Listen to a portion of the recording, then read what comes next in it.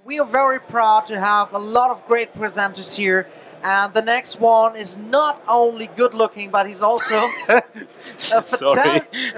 fantastic artist. He does a lot of stuff concerning commercials and product visualization for Aixsponza, which is a great company located in Munich, Germany. And I wish you a lot of fun for what he's showing us. Here's Mr. Matthias Zabiegly. Applause, please. Thank you, and I hope the animations we do are better looking than me, but thank you, Glenn. Hello, everyone. Yeah, my name is Matthias. I'm head of 3D, lead 3D. No one knows because we don't have really that hierarchy going on. We are all the same at Aixsponza, working at the same hierarchy level. So I'm just the 3D guy, really, at Aixsponza. We produce 3D, mostly full CGI spots for like TV commercials. One of our main clients is Red Bull. We do quite a lot for them for their extreme sporting events, Formula One animations. We did an animation for them for Red Bull Stratos, where they put that one guy in the astronaut suit sending up to space and he was jumping back down with a parachute. That happened 2012, I think. We do trade show backdrops for automotive companies, because as we are located in Munich, BMW and Audi are quite close, so we do quite a lot for them. Motion design, we've got that full spectrum going on, and it's quite a lot of fun to work in that company because the spectrum is so wide with TV commercials, full CG spots. But let's cut the talking. I think it best is to start with the reel. That's our demo reel, most current one, showing stuff that we did in the last 2, 3 or 4 years or so.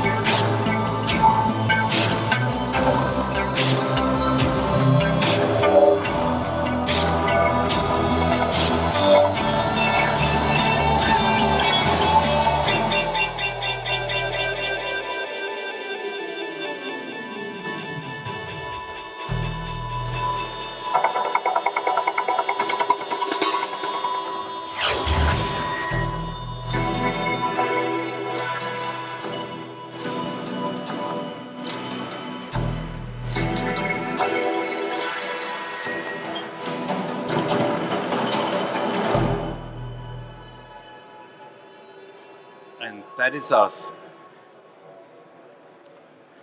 I brought 3 projects today to show to you. First one being Red Bull Formula One. We've been working together with Red Bull and Peter Clausen Film Production, which is our direct client. We're working for Peter Clausen Film Production. He's delivering everything to Red Bull Media House. And we did 2 Formula One animations this year, one highlighting all the rule changes that took place from last year's season to this year's season, because they've been changing the rules around to make Formula One racing more environmentally friendly, because that's that thing you do now, and also to mix up competition a bit and to break the dominance of Red Bull that they had last year. And they've been successful in that. They're not really doing that great this year, but so one animation we did is just taking last year's car, having it drive around the racetrack and changing it partially into the new race car, highlighting all the rule changes that took place. And another one that we did is just showing the new racetrack of Spielberg in Austria.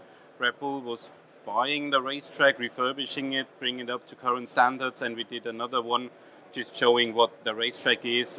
You need to shift down at this turn, do this at that turn, and here it's some possibility for overtaking and that stuff. Today I brought the one which is highlighting the rule changes, and that's this one here.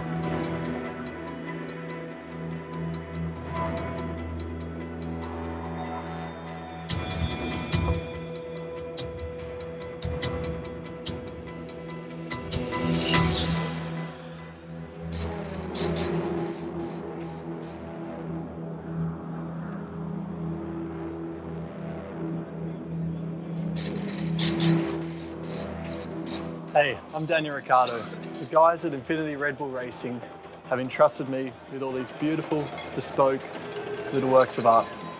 I hope I don't do too much damage here.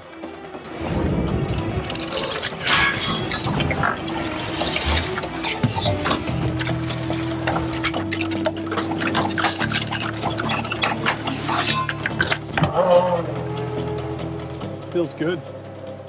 Can't wait to see what this new car's capable of. Things have changed a lot since 2013. The technical regulations are very different for this season. Let's compare the new and the old car. I've got the new one, Sebastian's driving his winning car from last year. The philosophy behind the new rule changes was to make the car safer and more fuel efficient. Here are the main changes. New nose, front wing, rear wing, engine, gearbox, an enhanced energy recovery system, and much more. The amount of fuel used in the race has been restricted. We now have 30% less in the tank. How can you save that much and still keep running? First of all, we get one extra gear, 8 instead of 7. The most revolutionary change is the new fuel-efficient engine. Much higher pressure fuel injection for more complete and efficient fuel burning, 2 cylinders less, V6 instead of V8. There's a rev limit of 15,000 RPM, but the turbo is back, and with the turbo sound. The energy recovery system has been enhanced. The new ERS now has 2 motor generator units. The new one is powered by the flow of hot exhaust gases. The other one still uses brake energy from the rear wheels. It's a lot more powerful now. The battery pack now stores 10 times the amount of energy. That's enough for 33 seconds per lap rather than 6.6 as before, and a double boost of 160 horsepower. Therefore, more torque, which means it's tougher to control getting on the power. So we can expect lots more battles. The outside and the aerodynamics have also changed quite a lot. Our feet move down because the nose comes down for safety reasons.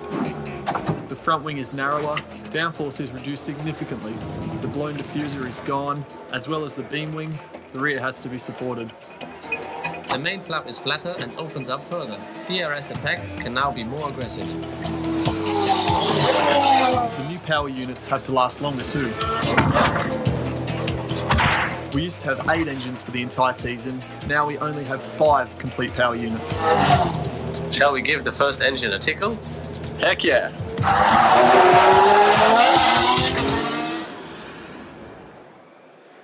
So as with every project, we're starting out with layout, smooth development, look depth, and what we did in the last few years is to steer away a bit from that typical Photoshop-based workflow that we had. Like, of course, we're starting out with scribbles, just putting our ideas down to paper, but once we did that, we're not going that much into Photoshop anymore, but jump right into Cinema 4D and start out in a 3D scene, trying to get our look depth going there, because it's very, very quick and easy to just pump out different styles. You need a client who understands what you want to say with these images, but because of course you look at them and you think, oh, they are not really that great looking, like it's all pixelated and the style itself is not really polished and developed, but it's just for us to get an idea. Like, we thought maybe we do that wireframe look, maybe we have flow liney things coming down from the mountains, The spot is taking place at the racetrack in Spielberg, Austria, and we got an environment scan that we did ourselves from the surrounding environment landscape right at the racetrack. So we had that scan and just put it in cinema, put some different styles and shaders on, placed a few cameras, render it out, and it became quickly clear that with these images that you can't really go in that direction. They appear to be a good idea when we're thinking about it, having those lines flowing down mountains, but once you render it, you can quickly see that it's not really working that great. And just being inside of cinema for these quite good for this, because it's so fast to pump out images. That's some more tries that we did, because we were thinking, you know, it's taking place in Austria, and Austria is that cozy and traditional country, and for that image maybe dark wood would work quite well for the environment, just rendering out few images with a polished look, because that's what Red Bull is liking very much, that highly polished surfaces. And we thought it would be quite a good idea to mix dark traditional wood with a polished surfacey look. But once again, rendering out few images becomes clear rather quickly. It's not really where we wanted to go, especially with these images, woody colors. It looks more like Grand Canyon and not really like Austria. So once again, rendered it out, presented it to the client, and they were saying to that, oh, maybe that's not the style we wanted to go to. So we just tried out a few things. That the idea behind this is circle packing. Like you take bigger and smaller circles, arrange them so they fill up the area, extrude them up, make them a bit metally looking, because our idea behind this was to have the environment subdued in the colors, very desaturated, so the colorful car really pops out. The basic idea behind everything was to have the car rendered photorealistically, but with very punchy colors, you know, upping the contrasts, increasing the saturation quite a lot, because that's what Red Bull as a brand really is. They are very saturated as a brand, punchy, like contrasty. They don't do things so and so. They always go 120%, and that's what they want to see in the animations too, like popping colors, really a lot of contrast in their cars. So we were thinking the further you move away from the car, the more abstract and the more designery the environment gets. So once you leave the racetrack, you're in that reduced environment where the colors are desaturated too, because you would have a very saturated car sitting on the racetrack popping out. Once again, it does look quite nice, but you know, not a style that we wanted to pursue further. But once again, really quick to get visual feedback, just putting a few different cameras in, doing a few different moods from lighting, shaders, rendering them out, taking a look at it, saying, looking nice, but probably not where we wanted to go. These images we liked very much. That's why they are polished a bit more. We took them into Photoshop, put some lens flares on top, adjusted the colors, make them look more beautiful, because that was presented to the client in a bigger meeting, not just a smaller round, but that was for a bigger meeting. So we polished the images. That is something that I personally like very much, but it didn't really work that well with the client, because the race is taking place in summertime, and you know, with the white desaturated color, it looks very icy, snowy, even though that wasn't our intention. It's just that reduced design, artsy background we had in mind. But of course, if you render something which is white, people will think it's snowy, so there's no snow in summertime, so we're not going for that look. Okay, great. But the car pops out, which was our main idea, but not snowy, thank you. Okay, so moving on, rendering some more images. We thought that we wanted to keep that high amount of detail we had in the landscape 3D scan that we did, but not actually showing the scan, because it would have been too much detail and just distracting attention from the car, and they wanted to have the attention focused on the car at all times, because that's where the logo is sitting on. So the logo needs to be in frame, obviously, and you can't have that really finely detailed meshed background derived from the real landscape. So we traced splines over the 3D scan, put it into a extrude NURBS to get geometry from that, and thought that it would be quite nice to just have those lines tracing the environment, color it in a bit with the corporate identity colors of Red Bull, just to get their colors in more. feedback for this was that it is looking really nice and they like the strips and stripes on the landscape. But then there was that one guy saying, yeah, I absolutely love it, but, and that's the worst thing that can happen to you, absolutely love it, but you know, there are no red trees out there. And so, oh, all right, but you know, it's that design and abstract and it's your CI colors and everyone likes CI colors, don't you know? Red trees is really something like, okay, then make it green. And that they liked, it's green trees, you can immediately relate to the green trees because that's what you're used to. We still got the stripes in the landscape, modeling the landscape very nicely. It's shiny, and everyone in the advertisement and commercial world likes shiny stuff, so the whole landscape is shiny. That was a big plus. And the car is sitting in there, so that's the look that they approved finally. Maybe you remember from the video that I've shown to you that the animation used this look, these colors. That's because they only changed their mind once we finished the whole thing and we had to re-render everything because there are no red trees comments came really, really late in the production. So we redid the whole thing in green colors and now we sort of have that online configurator thing where you can just go online and choose I want to see that animation in green, in red, in blue, and maybe that's that big thing to come in the future. Just render out in all different color palettes and have your client choose which one to choose from. Hopefully not. Usually it's better to get your style fixed, nailed down before you start rendering the whole thing.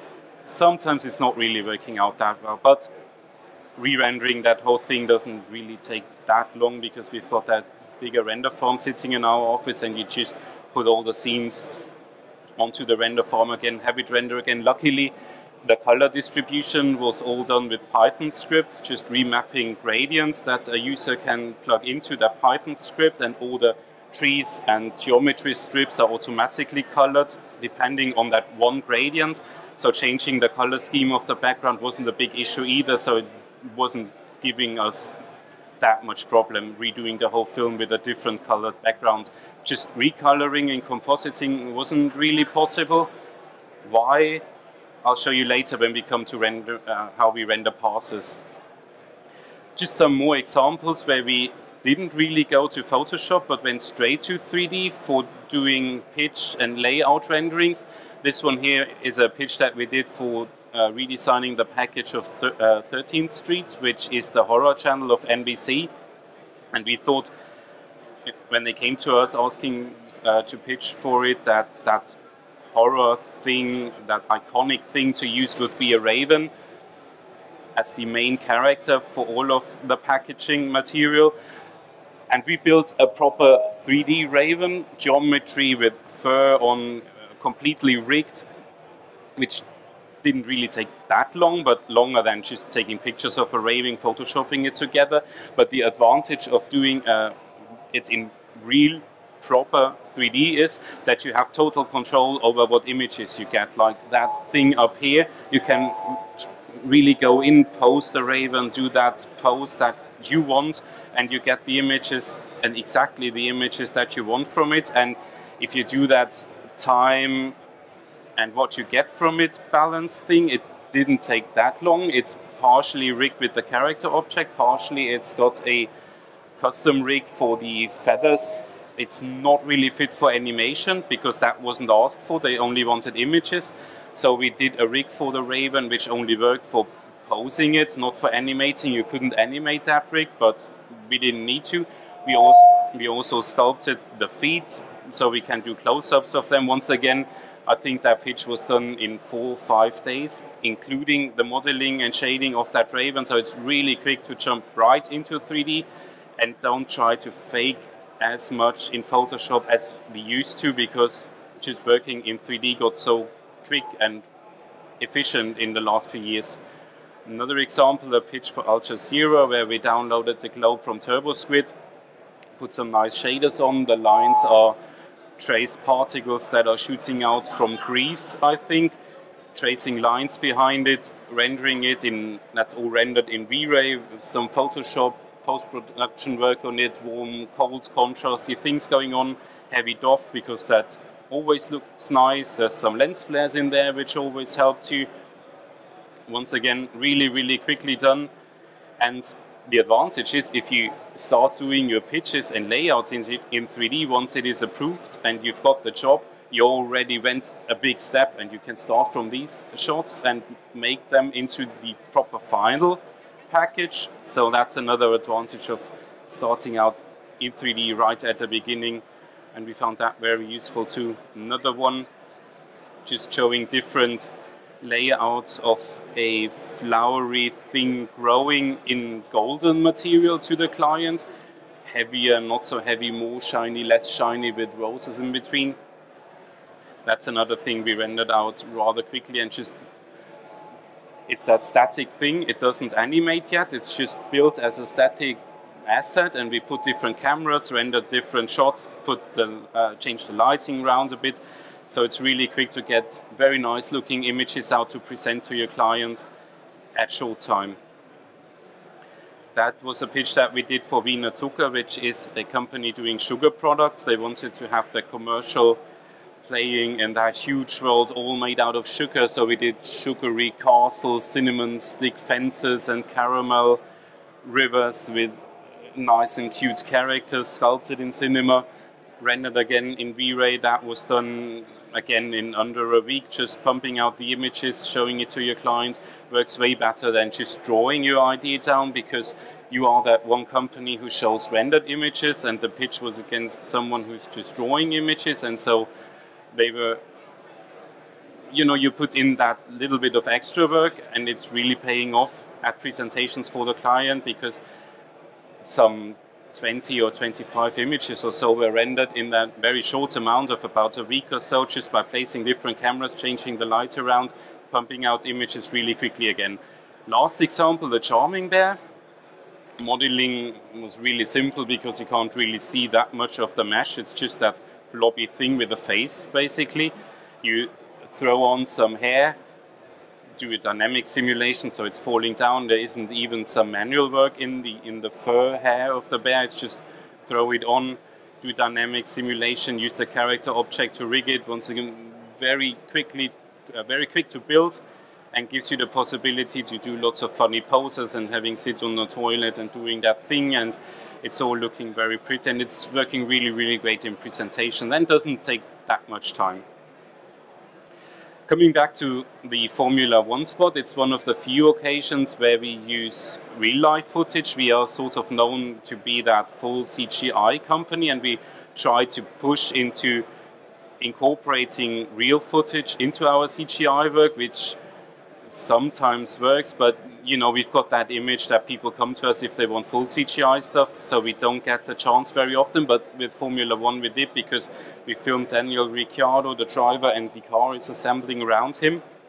And as Daniel Ricciardo is new to Red Bull Racing this year, they wanted to feature him a bit more and have close-ups when he's driving, having close-ups on the helmet, and you can see him behind the helmet's glass. And in all the older animations we did for Formula One, it was just that fully reflective mirror helmet, because we didn't put a face in and no one really noticed. But now they wanted to see the face behind the helmet, and how we went to do the faces was we did photo scans of both of the drivers. I'm sure many of you know photo scanning is a technique where you take pictures of an object, a face, machinery, whatever, from different angles, and there's a few programs out there. We use Agisoft Photo Scan. And what that program does, it's taking the pictures that you took, and it's trying to align the pictures and create a 3D mesh of the object for you from the info it's getting from the pictures. It's best to do it like this, like shooting rows, and not wildly all over the place, but in a sort of orderly fashion. And it's also good, unlike these shootings, to do it in a very flat lighting and have a makeup artist, you know, like toning down the skin. I have no idea what that is called in makeup terms, but you try to get rid of reflections on his face as good as possible. It wasn't possible here at all, because we only had some 10 minutes with Sebastian Vettel, and he was in a hurry because he was doing training sessions, and he just sat there. We threw on some lights, took pictures, and the setting is not really perfect because the lighting is much too harsh and his skin is much too reflective, because he was in training session coming out really, really sweaty. So that's the most awful situation you can have for a photo scan. And that's why the mesh that was produced is really, really noisy. That's not the best photo scan of a face ever seen by mankind. Not at all. It's not really good because there's lots of noise going on. But we only needed it for the general proportions, really. And you can sort of recognize Vettel in this scan, and that's all we needed. Because we did a retopo afterwards, creating a low poly version of the face on the 3D scan using the polygon pen of release 16, and then doing the textured version from textures that we filmed, just putting up 3 cameras, filming Vettel and Ricciardo sitting there still, doing nothing but looking left and right, blinking for a bit, so we get animated footage textures to use on his face. That's a process reel again, taking the different pictures. That's the texture shots that we did, putting tracking markers on to be able to stabilize the footage. That was a bit creepy when you open up that scene for the first time and there's 2 faces staring at you right out of cinema's viewport.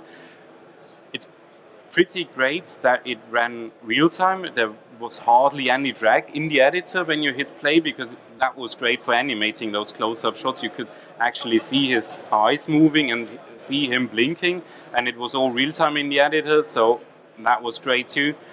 Photo scanning in general is something that we like to do very much because it saves so much time on modeling. You need to spend some time retopoing everything, but that is really done rather quickly. There's automatic solutions in ZBrush or 3D Code, or you go into Polygon Pen in Cinema, draw your outlines, have it retopoed. Not that much of a hassle, so we use photo scanning more and more for our modeling process, basically. A quick look at the car asset, and that's the car sitting there in the scene. What we also always like to do is, if you can see my mouse pointer, yes you can. There's 3 null objects, and they are completely separating animation from the rigging, from the geometry. All animation sits up here. This is where the rigging sits, and this is where the geometry and the shading of the car is. And that is pretty great because we've got some guys working on the modeling of the car, which is mostly CAD data exported to Cinema 4D, and they're doing the shading. And just imagine shading is not finished yet, the export of the CAD data is finished, and you can throw it in and the animation guys can start animating, the riggers can start rigging, and it's all separate from each other, and the modeling department doesn't need to care about the animation department at all, and it's really, really quick to exchange those files simply by deleting that geometry null object, which gets rid of all of the car. You copy and paste the new version in. As you notice, maybe you notice there's a version 165 number here, so you would delete 165, copy paste 166 in. And how to link this to the animation is you select the geometry object, you'll get a user data link slot, and you just drag and drop your rig null object into the geometry, so the geometry knows where the rig is. And you do the same thing for the rig object. You click on it, you drag and drop the car controller where the animation sits into that link field, so the rig knows where the animation is, and it's just snapping immediately where it's supposed to be, and all the animation is transferred dynamically. And that's a really, really simple way to work with assets if you don't want to go the XREF route, because there's other problems coming in with XREFs and we don't really use them that much. And that's our way of keeping everything separate from each other and having that quick link that freelancers that work for us for the same time can't screw anything up, even if they're working at 2 AM when it's getting close to the deadline and everything is in that rush and the adrenaline is pumping high, and this system is fail-proof. And that's always something that we aim for, build things as in the most easiest way imaginable, because that just prevents error. And everyone likes to have a flawless scene rendered and not re-render everything because someone forgot to link the car rotation to whatever. So that's a system of doing 2 drag and drop moves and you're done exchanging the car. That's animation controllers you can use. You don't have to use them. The way we animate our cars is we drop a spline in. You animate the car along a spline, then the inbuilt cinema dynamic system kicks in and animates the car body's movements. It's using the suspension thingies that are there, rigid body simulation, using the bullet engine that's inbuilt in Cinema 4D. And if you don't really like aspects of what the simulation is giving you, you can always go in and override every single aspect and do manual animation if you're close up on certain parts of the car, but you don't have to. Sometimes we just take what the dynamic simulation engine gives us, sometimes we do manual override animations, whatever the shot needs, but the possibility to control everything is there, so you don't rely on some random stuff that some engine is giving you. That's color-coded. The blue parts are CAD exports that we've got from Red Bull Racing, the actual data from the car. All the brownish yellow parts we did in polygon modeling because, for example, the driver, of course you do that in polygon modeling, and also we couldn't get the engine's CAD data because that's done by Renault and there's some difficulties, and Red Bull didn't want to give us CAD data for the gearbox, for example, because that is too secret and you can't have secret parts shown in the animation, because Ferrari, for example, would just pause the animation, skip through it frame by frame and get all the secrets out, and that's very bad for Red Bull. So we didn't use CAD data for the gearbox, but built our own, which sort of looked like the real thing, but didn't have all the secret stuff built in, just to keep the secret for render passes. And why we couldn't recolor the background that well is because, you know, the colors just change too much. You can't recolor shiny chrome, red and blue into greenish colors. And also we don't really separate render passes anymore. Usually we render that one beauty image that needs to be there, some 90% where we want it to go to. Then we get ourselves lots of masks for everything, object IDs in V-Ray. We usually use V-Ray as our render engine, object IDs, material IDs, to be able to color grade the different parts separately. Something we always render is a specular pass for specular highlights, because that's good as a basis for putting glows and sparkles and maybe lens flares on the very bright parts of a scene, and a C-depth channel, not for depth of field, because depth of field and motion blur is something we usually render in 3D into the beauty pass.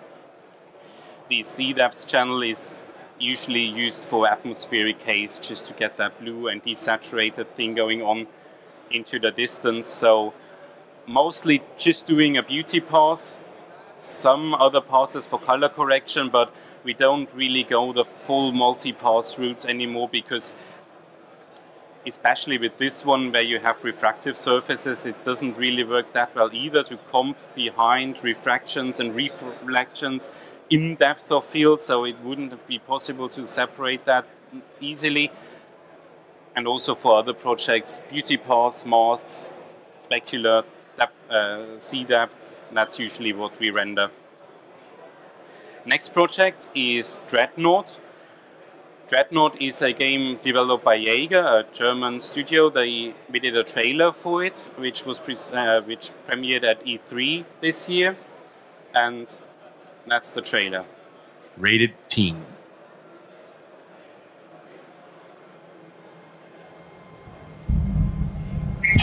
Orbital, this is Grifter. Time on target, 30 seconds.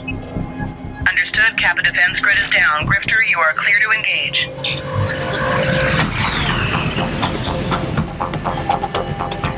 Orbital, Grifter. Potential friendlies in the AO, please advise. Grifter, Orbital.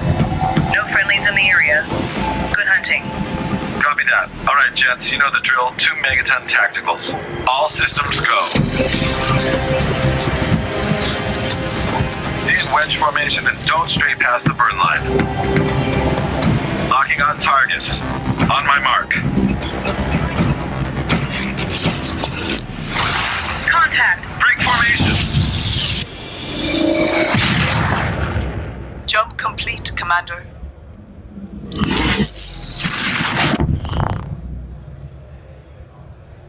Detected 3 minor impacts across the bow. No damage registered. Probably just debris, sir. And damn, I wanted to see that base destroyed. Didn't happen. I was so looking forward to it. Unfortunately not.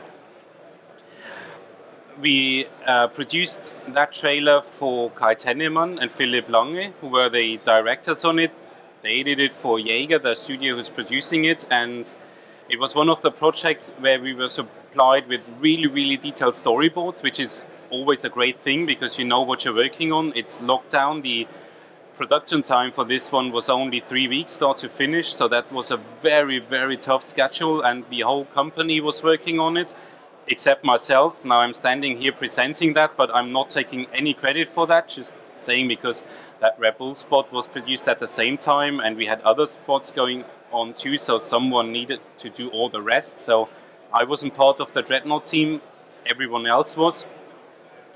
But I could feel the tension and adrenaline pumping through their veins when they do a spot, which is pretty tough to do in 3 weeks, and they were working long shifts, but worked out pretty well because we got a storyboard to start, which was locked down, and it had, if you go to the next page, that image in the upper left, like it was just copied into an actual shot, and they had a very clear understanding of what they wanted and drew the storyboard down, and it was very, very nice for Kai Tennemann, who was doing the animatic mostly, just to follow the storyboard, of course taking creative freedom and animating stuff, so it did look nice and it edited well together. But in general, the storyboard was a very good basis to start working on, and you need that if you do such a longer and more complex project in such a short time. You need to start with something that is locked and approved, and you just work from there. So that was perfect with Dreadnought, getting the storyboard great. That might look a bit intimidating, while it is not really. It's just a production plan that we usually do if we do bigger stuff. It's just, it lists every asset that needs to be created. It's saying that the engine, for example, needs a modeling and a rig. It needs to have some smoke coming out of it, so there's turbulence FD simulation in the game. Some assets need sculpting, some assets need retopo, everything needs texturing. And if you click on those nodes, a little pop-up pops up, showing the name of the artist working on it, a deadline attached to it, and it's just helping us to get everything together, also planning what the artists do. And ideally, in the end, right here is a master file. If everything works out, meeting the deadline, luckily it did for Dreadnought. So that helps us just to plan our projects a bit better. As for assets, there was the fighter asset, which was supplied to us by Yager because they've been doing it for their game, and they are sculpting the high-res thing, deriving their low-res, low-poly asset for the game from this ZBrush sculpting. We took the ZBrush sculpting, retopoed it, and derived our trailer asset from it by retopoing everything. It's done in rather high detail, which looks like a bit of an overkill if you look at it first thing. But having everything in clean geometry with the gaps modeled, it's just so many advantages you get from it. The fighter model is very clean, there's no unnecessary polygons, it's reducing the drag on computer memory, which was an issue because we had a fully CGI canyon in the back too. So that came in with lots of polygons, so we tried to keep the fighter as light as possible while still keeping the quality up because it's in the frame, full frame, basically all of the time. So we needed to have those gaps modeled, to have the light playing around it, and you get nice specular, nice reflections. And also with having clean geometry, you can do things like using vertex maps, lower left image, for poor man's ambient occlusion basically. You just calculate the distance between points, write that into vertex maps, and use the vertex map as an aid in texturing to do aging, wear effects and that stuff. So there's quite some vertex map on it. Vertex maps is something that is somehow a bit underrated, I think. Not many people are really using them. I like them a lot because you can do so many things with it, but restricting deformers, using them for texturing, there's vertex map is just such a powerful tool inside of Cinema 4D that is lesser known. So if you've never used vertex map in your process, maybe you take a look at them. I really love them, and there's so many things you can do with them. Once again, rendered in V-Ray, metal-y shaders, aged edges, your typical metal rendering product shot, basically, with a bit more dirt on it than you would get in a commercial. We also built a pilot, and not that much love was spent on the pilot because you could only see him really small. He's sitting in the flight deck of the fighters. There's one shot where you pull the camera back a bit, starting at this distance, and the camera pulls back. It helps to give a sense of scale to the fighters if you see the pilot once, because you know he's probably 1.80 m, and if you see him sitting in there, you can relate better to the fighters. So we wanted to have a glass canopy and sitting, and the pilot sitting in there, and you can actually see them rigged with the character object, not a very fancy rig. He's just sitting there, steering, doing nothing fancy. As for the environment, we got concepts from Yager as well, because all the concept art that they did was supplied to us, and they needed to do it for their game, so we used it so the trailer looks sort of like the game, which is quite a sensible thing to do, I guess. We created a canyon in World Machine, which is a very nice program. You can dig into the program very deep with lots of nodes controlling everything. You get a lot of control over everything. You don't need to. Once again, if you just need a quick landscape, you throw some 4 or 5 nodes together, you get a landscape perfectly fine. But if you want to, you can take control, and that's something we always like to do, like having control over what we get and not just taking some random thing that the program is throwing at us, but controlling what we get from the program. That's some of the masks and passes that World Machine is giving you. In the upper right, an erosion pass, where it's basically giving you lines where erosion is taking away the mountains flowing down.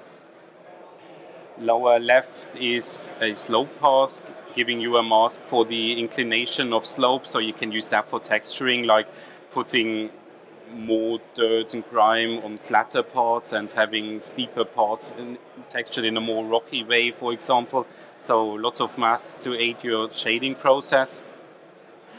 For the textures, we used Pixplant and photo textures just because we were so short on time. Pixplant is a program which is creating tileable textures automatically, so you don't need to worry about tiling at all. You just throw some 4, 5, 6, whatever images of the general like texture shape at it. If you want to have a rocky surface, you get some images of rocks, throw it at Pixplant, it's creating that tileable texture for you out of these images, and it's also doing a normal map, displacement map, specular maps, all automatically. It might not be as refined as if you do it manually, but working on a tight deadline, that's really a godsend, just having those textures created automatically for you, and they work pretty well, so Pixplant was used for texturing.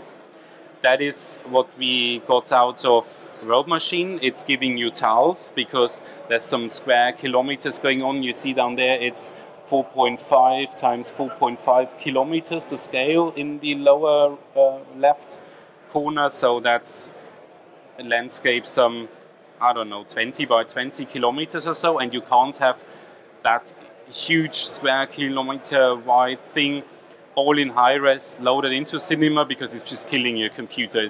It comes with some trillion polygons, I don't know, it's just way too much. So World Machine is giving you tiles, and it's giving you a low res, mid res and high res tile for each tile, and you can only load in the high res tiles where you need them and go lower res in a sort of level of detail way.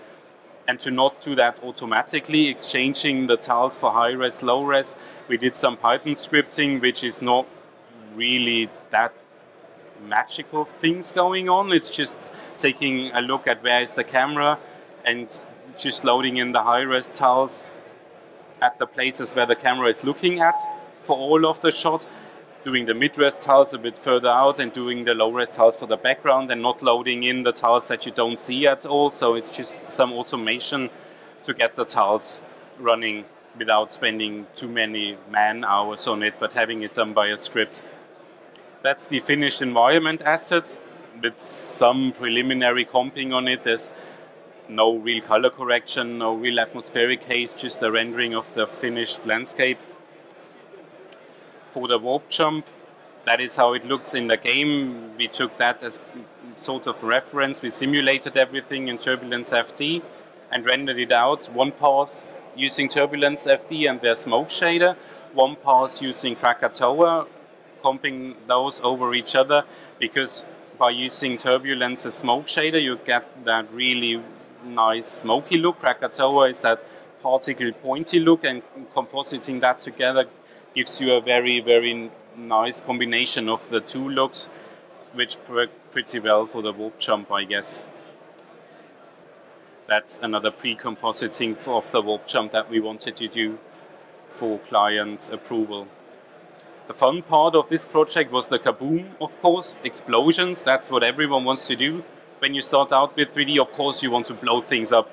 And once again, we use Turbulence FD for all the smoke and fire simulations. That's a really great program, simulating very quickly on your GPU if you're using NVIDIA cards. So simulation times are very good to handle. And the editor preview is also very nice, because it doesn't just give you a abstract representation of the smoke in your scene, but it's already in your editor doing a preview of the fire and smoke shader, not exactly as in the rendering, of course, but in a very, very fluid and nicely performing way, so you can see in the editor what you will be getting sort of in the rendering, so that worked pretty well too. As for the fracturing, our FX TD, Fuad Yüksel, who was doing all the explosion simulations, Krakatoa stuff, he developed a system for shattering the fighter when it's hit by the big Dreadnought. He was using the hair module to paint hair guides on the surface, changing that round to thinking particles using Espresso, and the thinking particles were controlling the shattering. And the reason for that is that the hair module is a very, very nice module if you want to paint stuff on surfaces. Thinking particles can do it, but in a very awkward way. And you paint thinking particles and you think you're painting on surfaces, but you don't really, and they just end up somewhere in 3D space. And hair is very, very nicely to paint on surfaces. On the other hand, hair can't be used for fracturing, so there needed to be that bridge. You paint hair guides, create particles from it, then do the shattering.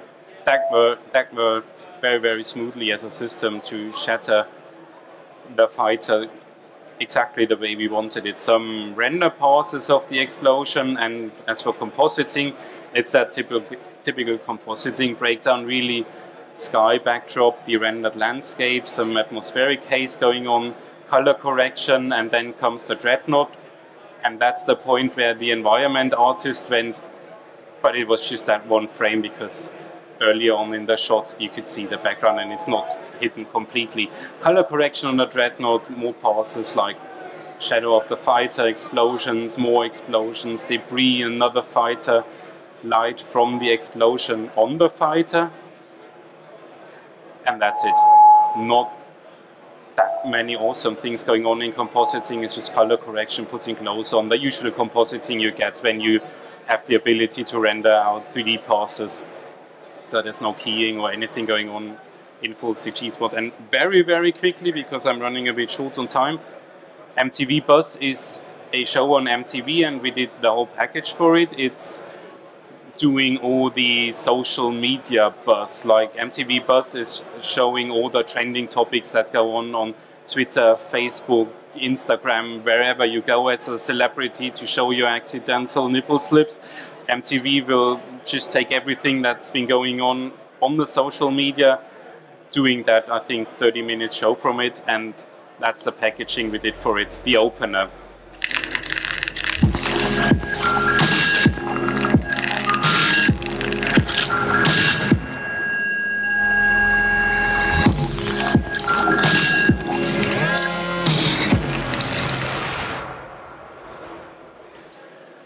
The way we did this is, as a briefing, we got the current state. It's been running for a few years already, this show, and that's the opening they had.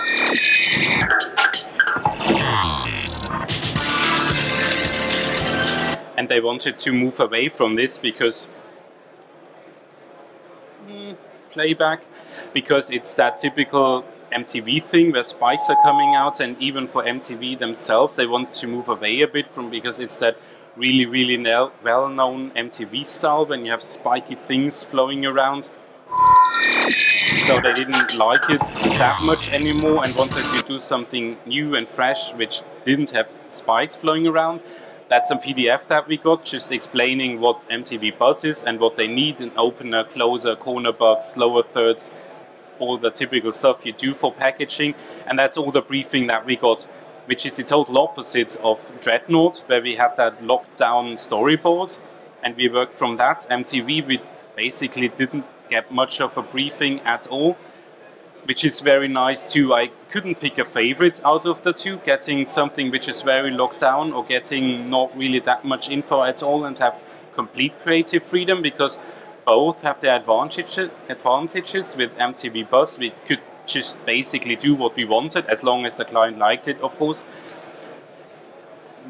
which has quite a lot of creativity in it, of course. And Dreadnought has that lockdown thing where there's not really that much creativity in terms of what you do.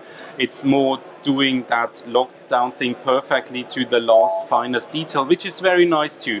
So I like working on both kinds of projects. For the layouts, we started out with some inspiration images we found on the internet, just looking at colors. They wanted to have rocks being connected with lines symbolizing people being connected on the internet, which is quite a huge leap, like symbolizing people with rocks, but okay, whatever. The easy part was that if you have celebrity people, celebrity rocks, so of course like stones and crystals, so that was crystals, diamonds, inside the normal rocks being the celebrities connected to each other. So that was pretty clear. We sculpted them in 3D code, and luckily our direct contact at MTV is a 3D guy as well, so you can just send him screenshots of 3D code saying, do you like those crystals? And he's saying, yeah, make that edge a little bit less edgy, and you know, he knows what the gist of these images is, because if you send these screenshots to clients who've never worked with 3D, they might comment on that they don't want brownish rocks, and you know, you need to know what your client wants to see and just deliver that. And with MTV, as they are 3D guys too, we just send them images of screenshots of 3D code. You can't really do that too often, depending on your client. Some variations on the background. We wanted to put it in that really featureless environment, sort of resembling a room, but not in a realistic way, as there's that hole in the floor of the room. We thought of doing a refractive sphere maybe, but that made everything so cluttered and filled up that we got rid of that idea and just did it without the refractive sphere to get a cleaner image, which did it quite good, I guess. As for technical setups, that's the setup for the starting scene, the intro. It's just we placed the rocks manually around that center rock, recorded the last frame, then recorded the first frame where we just pushed everything inside, had a rigid body simulation going on. Position, follow rotation would be the two terms for you cinema guys. Just having the rigid body simulation pushing everything outwards, doing that sort of organic motion, looked pretty nice. The complex setup was this one, having that whole sculpture thing growing. We thought about doing a one-taker without any edits, which didn't really work because it's much more dynamic with editing going on and having cuts in the shots. But we built that whole setup working in one asset file, just placed some cameras and got our movie from that. This is done by cloning rocks on a spline, and then we converted the cloner, so we actually had the pieces, we could click on them, move them around, design the shape, having every rock the way we wanted it, not one sticking out. We filled up a few holes. Then we took the rocks we placed manually, once again converted it to a thinking particle system, because thinking particles has the advantage that thinking particles is the only place in Cinema 4D where you can add custom channels to things if you don't want to go the user data way, which comes with other problems. So we went thinking particles because you can set data for each and every particle, which basically enabled us to just click on the rocks and adjust simulation variables for every rock separately, and thinking particles is then passing on that information to the dynamic simulation. And what that does is you click on single rocks and you can adjust variables for that one rock that is misbehaving, and you get just so many control over a dynamic simulation. You're not relying on some random results that the engine is giving you, but you can actually control it, and that is something we always try to do if we do simulation stuff. I've been saying that quite a lot that last hour, that we always try to get control over things that we do, and this is one of the various systems we developed to do that. There's 3 examples of your typical TV commercials. It's not the craziest design thing you've ever seen, but in this spot, for example... Airwave Strong Lemon. Kau rein. I just shut the sound for this one. It's the same system. You can click on every lemon and adjust its behavior based on a per object basis, and it was really needed for that spot, because even if it's very short and doesn't look like much, we got emails like this long saying, I really like that lemon who's doing who's going up left in frame 20, but could it like rotate a bit more, or could it ease out a bit earlier? And there was some really detailed feedback emails, and you always get those with TV commercials because they like their product and they want to have it presented in the best way possible, so they really look at it and give you feedback, very detailed feedback most of the times. And with the system we can click on single lemons, just adjust everything, move it down a bit, move it up a bit, get rid of it completely. Very nicely done. Same for this one. All the confetti uses the same system. You can click on each and every single piece of the confetti, delete it from the simulation, have it spin more, have it spin less, move it up a bit, move it left a bit, delay it in time, everything you can imagine. Very helpful. And again, in this spot, the rock is not exploding. The rock is not exploding in a random way, but the client was very specific again, and it's exploding in exactly the way the client wanted it to explode, because you can click single pieces, adjust stuff. And that's really what I would aim for if you do things that are in the simulation side of things, because it's very easy to set up a simulation, have it run, and just take whatever it's giving you. And I'd recommend you don't do that, but find a system where you can actually go in and control stuff and don't rely on pure chance for your renderings and your setups. 2 more slides and then I'll finish. We founded a thing called Academy. We do weekend courses at our office and we aim for a rather high level. We are not doing Academy courses for entry or medium level topics, but our goal is to have people coming into our office who are already good at 3D and did their fair share of work, and we wanted to give courses that ideally bring then those extra 15 or 10% to 100% perfect, awesome 3D guy.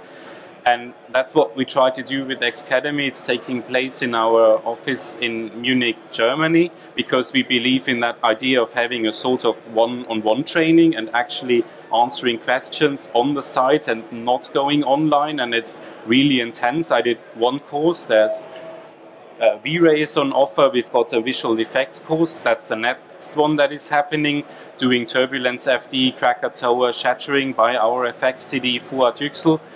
Conveniently placed the weekend after the Oktoberfest finishes, so if you're around, you've got 1 week to sober up and do some explosion afterwards.